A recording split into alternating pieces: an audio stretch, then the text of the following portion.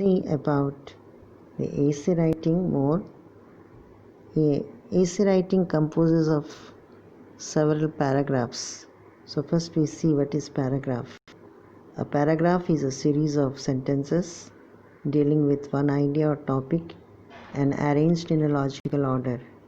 It consists of a topic sentence or key sentence, supporting details, and a closing sentence.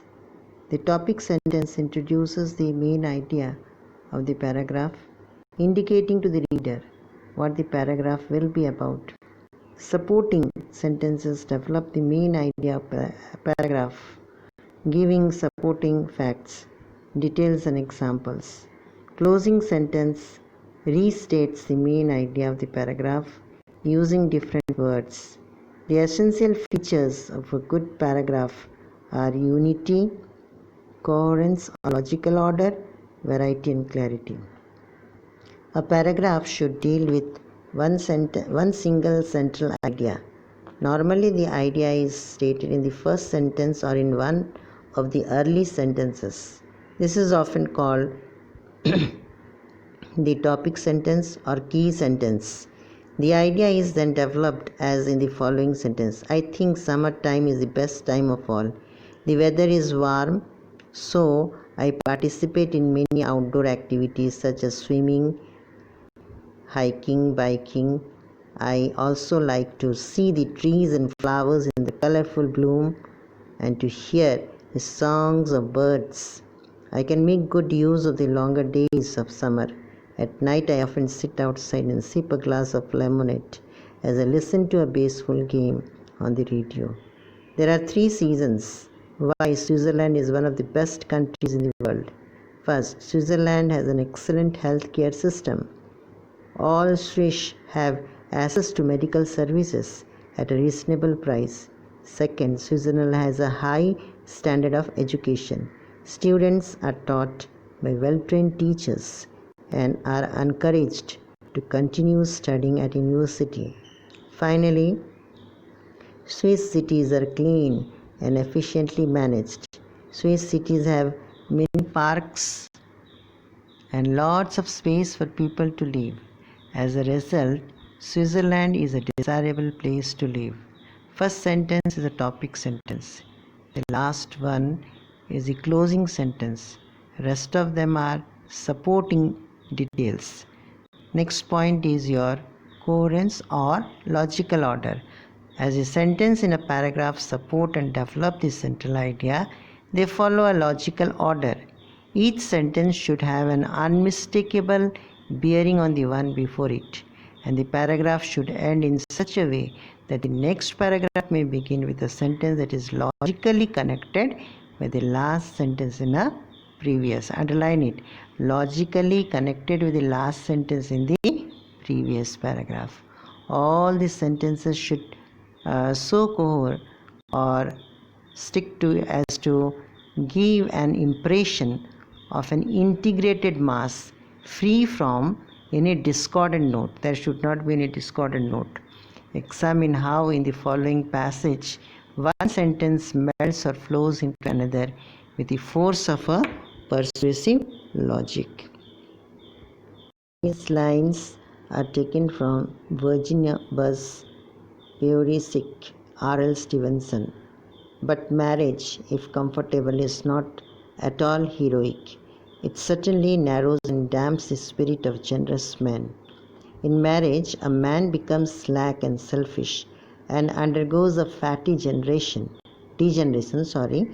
of his moral being. The air of the fireside withers out all the fine wilding of the husband's heart.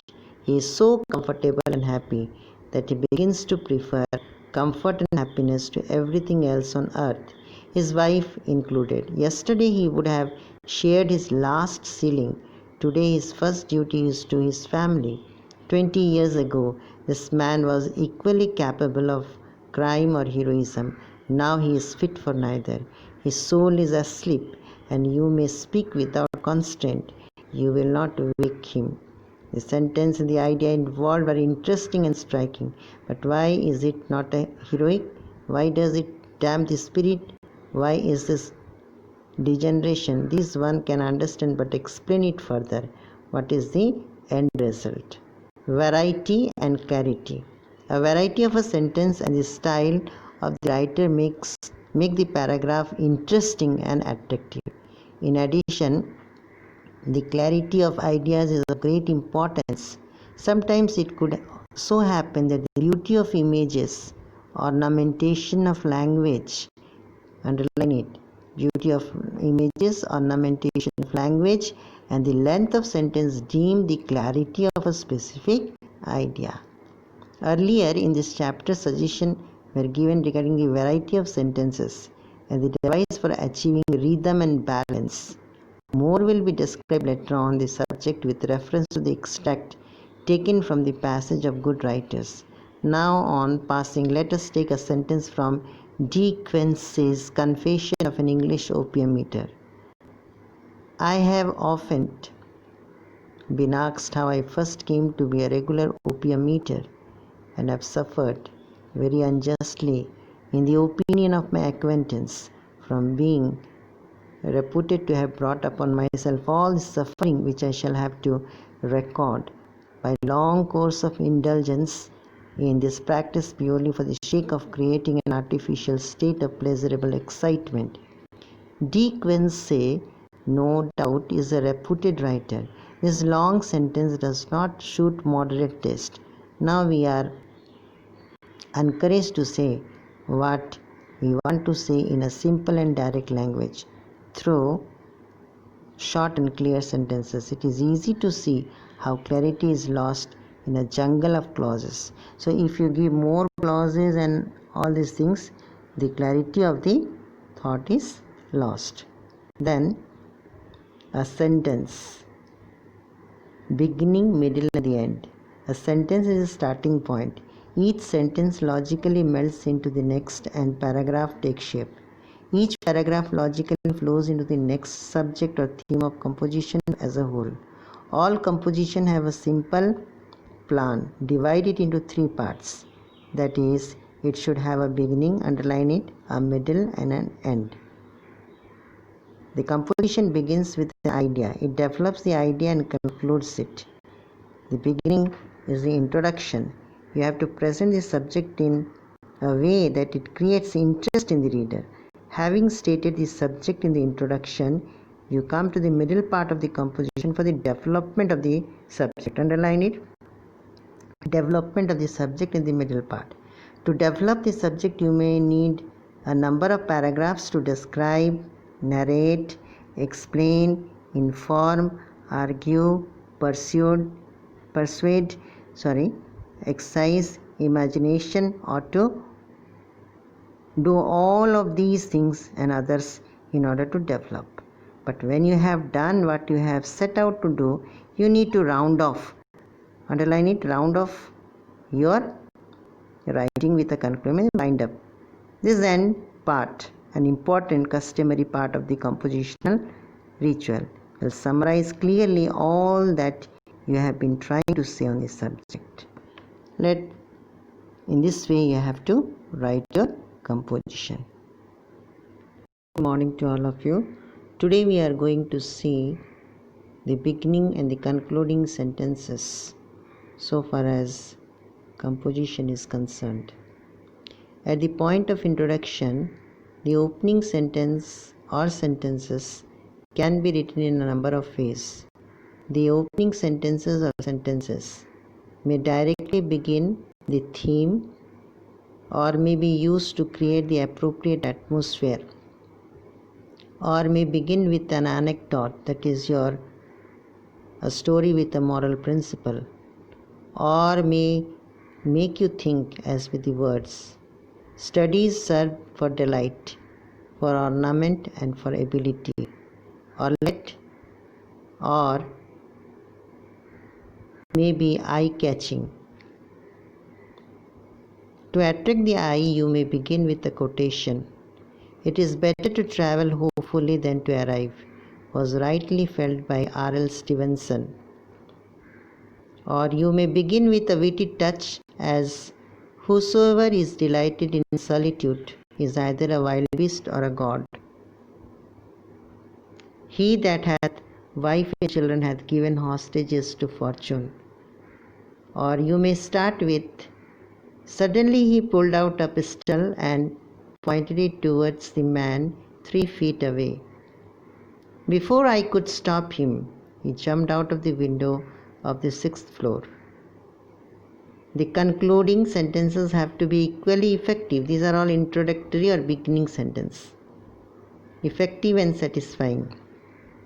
The conclusion may consist of the final conclusion drawn from the subject discussed, a summing up of arguments, a suitable quotation, some striking lines that linger in the mind, as it reminds us of the dying words of Goethe, light, more light. Next important thing for essay writing, how to sharpen your writing skills. The basic requirement for writing a good essay is to sharpen your skill in writing. How? First is reading. You have to read regularly all types of books, magazines and newspapers. News items, articles, essay, stories, novels and books of history, science, travel, biography, sports, etc. Each gives an insight into the method of organizing and presenting the subject matter. Books fill your mind with fine thoughts, fine patterns of sentences, fine words and fine style. Set yourself a daily target, say 5 to 10 pages. Next point, observation. But books alone cannot give you all the knowledge for your composition. You have to look around you and have to see, hear and observe for yourself. Keep your eyes and ears open and learn from your own experience and feelings. They will give depth and dimension and a personal touch to what you think and what you write. Writing. Remember, the more you write, the more you learn to write, the more you will sharpen your skill to write. You should set aside some time to write. Every day you must write at least 2 to 5 pages on any subject. Some have the habit of writing daily diaries of what happened and how they felt. That also helps. You may write about the people you met, bits of beautiful scenes, gardens and flowers, roads and houses, dirt and squalor, laughter and tears, a journey, a get-together, a secret, a knock in the silence of the night, and anything besides.